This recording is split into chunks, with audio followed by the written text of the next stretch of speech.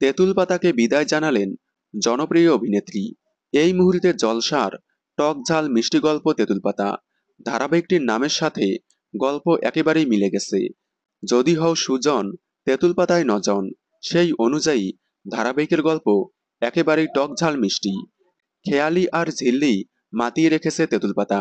তবে দুর্ভাগ্যবশত তেঁতুল পাতার গল্প এত সুন্দর হলেও, টিভিতে টিআরপি পেলেও অনলাইনে তেমন জনপ্রিয়তা পায়নি। মানে কথা, অনুরাগের ছোঁয়া, দুই শালিক, গীতা এলএলবি ধারাবাহিকগুলোর মতো অনলাইনে সেরকম ফ্যান বেস তৈরি হয়নি তেঁতুল পাতার। তবে সত্যি বলতে ধারাবাহিকটির গল্প একেবারেই দুর্দান্ত। তবে যাই হোক, তেঁতুল পাতা ধারাবাহিক থেকে বিদায় নিলেন এক জনপ্রিয় অভিনেত্রী। কয়েকদিন আগেই বলেছিলাম প্রেগন্যান্সির কারণেই ধারাবাহিক থেকে সরে যাচ্ছেন অভিনেত্রী অনিন্দিতা রয় চৌধুরী। অবশেষে সেই দিন ঘনিয়ে আসলো। আজ তেঁতুল পাতা টিম তাকে সাধ খাইয়ে বিরতিতে পাঠালেন। আগামী মাসেই মা হতে চলেছেন তিনি। তবে তার চরিত্রে অন্য কাউকে আনা হবে না। তিনি ফিরে আসা পর্যন্ত উমা চরিত্রটি মিসিং দেখানো হবে। তেঁতুল পাতা আপনাদের কেমন লাগে কমেন্টে জানাবেন।